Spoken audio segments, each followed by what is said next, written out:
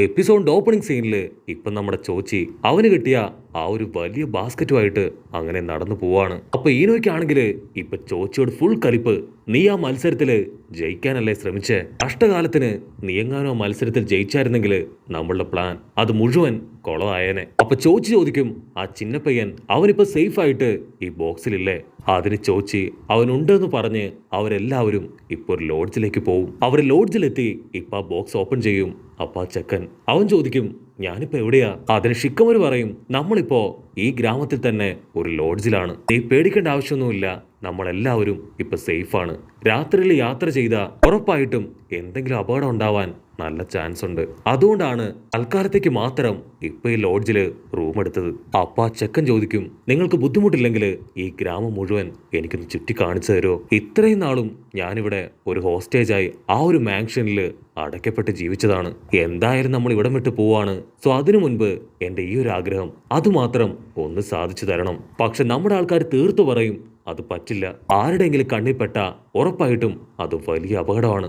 അവിടുന്ന് അങ്ങനെ black out ചെയ്ത് ഇപ്പൊ നെക്സ്റ്റ് ഡേ കാണിക്കും. കുട്ടപ്പനാണെങ്കിൽ ഇപ്പൊ ഒരു വായിക്കോട്ടൊക്കെ വിട്ട് അങ്ങനെ എണീക്കുകയാണ്. കുട്ടപ്പൻ ഷോക്കായിട്ട്, അയ്യോ എന്റെ ട്രാൻസ്ഫർമേഷൻ ജിപ്സു അത് ബ്രേക്ക് ആയോന്ന് പറഞ്ഞ് അവൻ ചുറ്റും നോക്കും. അപ്പൊ ആരോ ഒരാൾ റൂമിലേക്ക് വരുന്നതായിട്ട് ഇപ്പൊ കുട്ടപ്പന് തോന്നും. നറൂട്ടോ പെട്ടെന്ന് തന്നെ ഇപ്പൊ ട്രാൻസ്ഫർമേഷൻ ജിപ്സ് ഉപയോഗിച്ച് ലോപ്സുവിനെ പോലെ ആയി മാറും.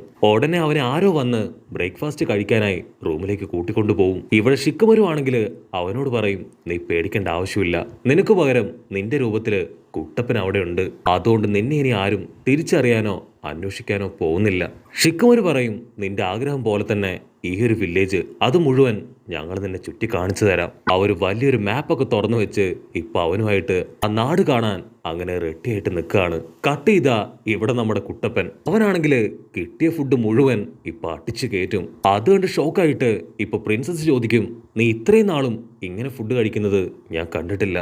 അതിന് കുട്ടപ്പൻ അവൻ നൈസായിട്ട് പറയും, അത് ഇന്നലത്തെ ആ ഒരു മത്സരം അത് കണ്ടപ്പോൾ മുതൽ എനിക്കും ഒരുപാട് ഫുഡ് കഴിക്കാനുള്ള ആർത്തി മൂത്തു.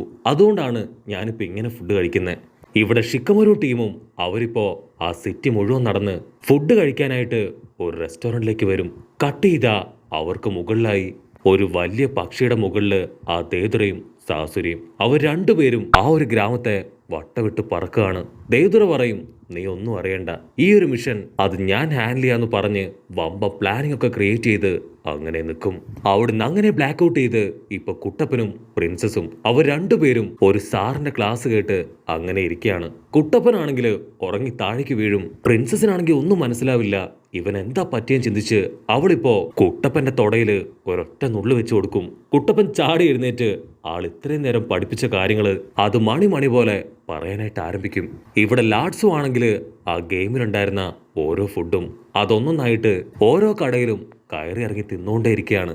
അവന്റെ ഒപ്പം തന്നെ അവനെ സപ്പോർട്ട് ചെയ്ത് നമ്മുടെ ആൾക്കാരും. അപ്പൊ ലാഡ്സു അവനിപ്പോ ബാത്റൂമിൽ പോണെന്ന് പറഞ്ഞ് ബാത്റൂമിലേക്ക് പോവും. കട്ട് ചെയ്താ ഇവിടെ കുട്ടപ്പനും ആ സാമുറായി ക്യാപ്റ്റനും അവർ രണ്ടുപേരും ചേർന്ന് അവരിപ്പോ ആ സാമുറായി ട്രെയിനിങ് അത് നടത്തിക്കൊണ്ടിരിക്കുകയാണ്. സാമുറായി ഓരോ തവണ കുട്ടപ്പനെ അറ്റാക്ക് ചെയ്യുമ്പോഴും കുട്ടപ്പൻ വളരെ ഈസി ആയിട്ട് ആളുടെ അറ്റാക്ക് മുഴുവൻ ഇപ്പൊ തടഞ്ഞ് ഓരോ ഭാഗത്തേക്ക് പോവും. സാമുറായി ദേഷ്യപ്പെട്ട് ഇപ്പൊ കുട്ടപ്പനെ കഴുത്തിന് പിടിച്ച് ഞെരിക്കും. സത്യം പറ, നീ ആരാ? അതിന് കുട്ടപ്പൻ പറയും, ഇത് ഞാനാണ് നിങ്ങളുടെ ലാഡ്സു. പക്ഷെ അപ്പോഴായിരിക്കും ഒരു വമ്പ ട്വിസ്റ്റ്. ആ പ്രിൻസസ് അവളൊരു സ്റ്റിക്ക് എടുത്ത് ഇപ്പൊ കുട്ടപ്പന്റെ തലയ്ക്ക് അടിക്കും. ആ ഒരു അടിയില് കുട്ടപ്പന്റെ ജിപ്സ് ബ്രേക്കായി കുട്ടപ്പന്റെ യഥാർത്ഥ രൂപം അത് വിസിബിൾ ആവും. അവള് പറയും, നീ എത്രയൊക്കെ കഷ്ടപ്പെട്ട് അവനെ പോലെ ആക്ട് ചെയ്താലും നീ അവനാവില്ല.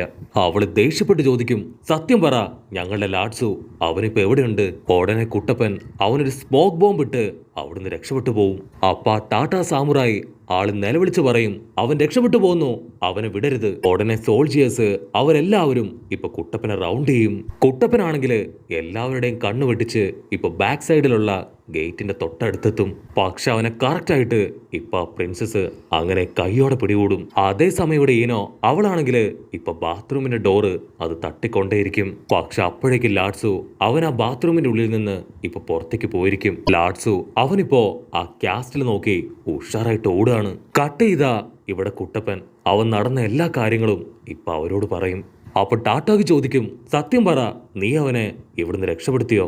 ആളത് ചോദിക്കുന്ന അതേ സമയത്ത് തന്നെ ഇപ്പൊ ലാഡ്സു അവൻ അവിടേക്ക് തിരികെ എത്തും. അവനെ കാണുമ്പോൾ തന്നെ ഇപ്പൊ പ്രിൻസസ് അവള് സന്തോഷത്തിൽ തുള്ളിച്ചാടുകയാണ്. നമ്മുടെ കൂട്ടുകാർക്ക് നല്ല അടിപൊളി സിനിമകൾ കാണാൻ ഒരുപാട് ഇഷ്ടമായിരുന്നല്ലേ. ഒരുപാട് നല്ല നല്ല മൂവീസ് ഒക്കെ ഉണ്ടായിരുന്ന മല്ലു ഡബ്ഡ് ചാനൽ അത് നമുക്ക് നഷ്ടമായി. പക്ഷെ കൂട്ടുകാരും വിഷമിക്കേണ്ട, മല്ലു ഡബ്ഡ് എന്ന ചാനലിന്റെ പേരിൽ തന്നെ ഇപ്പൊ പുതിയൊരു ചാനൽ തുടങ്ങിയിരിക്കുകയാണ്. അതിൽ കൂട്ടുകാർക്ക് ഏറ്റവും ഇഷ്ടപ്പെട്ട മാർവൽ മൂവീസ് അതൊന്നായി ഇപ്പൊ അപ്ലോഡ് ചെയ്തിട്ടുണ്ട്. സോ തീർച്ചയായിട്ടും എന്റെ സ്വത്ത് കുട്ടികൾ നമ്മുടെ പുതിയ മൂവി ചാനലായ മല്ലു ഡബ്ഡിനെ സപ്പോർട്ട് ചെയ്യണം. ടോട്ടോക്ക് സാമുറായി പറയും അവൻ ഉറപ്പായിട്ടും അവന്റെ ഗ്രാമത്തിലേക്ക് പോയിട്ടുണ്ടാവും. അത് കേൾക്കുമ്പോ ഇപ്പൊ പ്രിൻസസിനും ഒരുപാട് സന്തോഷാവും. കുട്ടപ്പനാണെങ്കിൽ ഇപ്പൊ ഷോക്കാവും. കുട്ടപ്പൻ ചോദിക്കും, അവനെ ഹോസ്റ്റേജായി പിടിച്ചോണ്ട് വന്നത് നിങ്ങളല്ലേ, അപ്പൊ അവൻ നഷ്ടപ്പെട്ട നിങ്ങൾക്കൊരു കുഴപ്പമില്ലെന്ന് ഇപ്പൊ അവനോട് ചോദിക്കും.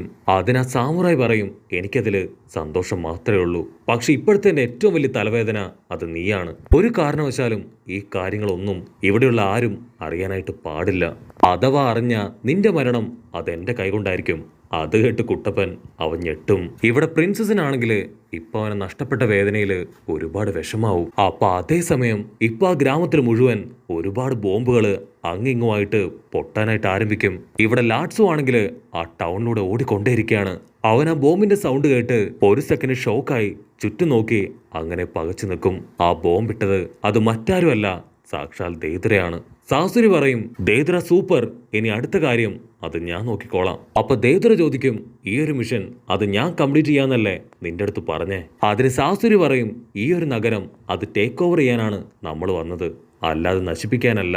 നീ ആണെങ്കിൽ അറിഞ്ചും പുറഞ്ചും ബോംബ് എറിഞ്ഞുകൊണ്ടേയിരിക്കുകയാണ്. അതിൽ തന്നെ ഒരുപാട് നാശനഷ്ടങ്ങൾ ഓൾറെഡി സംഭവിച്ചു കഴിഞ്ഞു. കട്ട് ചെയ്താ ഇവിടെ ടാറ്റാവാക്കിയും കുട്ടപ്പനും അവർ രണ്ടുപേരും ആ ഒരു പൊട്ടിത്തെറി അതങ്ങനെ നോക്കി നിൽക്കാണ്. ടാറ്റാവാക്കി ചോദിക്കും, നിങ്ങളുടെ ആളല്ല അറ്റാക്ക് ചെയ്യുന്നതെന്ന് ഉറപ്പാണോ? അതിന് കുട്ടപ്പൻ പറയും, അതെ, ഞങ്ങൾക്ക് ആരെ അറ്റാക്ക് ചെയ്യേണ്ട ആവശ്യമില്ല, അവനെ മോചിപ്പിക്കുക, അത് മാത്രമായിരുന്നു ഞങ്ങളുടെ ലക്ഷ്യം. ആ ലക്ഷ്യം ഞങ്ങൾ നിറവേറ്റി കഴിഞ്ഞു. അതിന് ടാറ്റാവാക്കി പറയും, അങ്ങനെയാണെങ്കിൽ നിങ്ങൾ എത്രയും പെട്ടെന്ന് ഇവിടുന്ന് പോകണം, അവനെ സേഫായിട്ട് അവന്റെ ഗ്രാമത്തിൽ എത്തിക്കണം. എനിക്ക് എങ്ങനെയെങ്കിലും പ്രിൻസസിന്റെ ജീവൻ അത് രക്ഷിക്കണമെന്ന് പറഞ്ഞ് ടാറ്റാവാക്കി ആൾ അറ്റാക്ക് ചെയ്യാനായിട്ട് ഗ്രാമത്തിലേക്ക് ഇറങ്ങാനായിട്ട് ആരംഭിക്കും. സാസുരി ആണെങ്കിൽ ആ നാട് മുഴുവൻ ഒരുപാട് പപ്പടികളെ ഇറക്കി വിടും. അവിടെ ഉണ്ടായിരുന്ന സോൾജിയേഴ്സ് അവരെല്ലാവരും ചേർന്ന് ഇപ്പൊ പ്രിൻസസിനെ പ്രൊട്ടക്ട് ചെയ്യാൻ ശ്രമിക്കുകയാണ്. അപ്പൊ കറക്റ്റ് സമയത്ത് സാമുറായി ആളവിടേക്ക് ചാടി വീണ് ഒരുപാട് പപ്പടുകളെ അങ്ങനെ തകർത്ത് കളയും.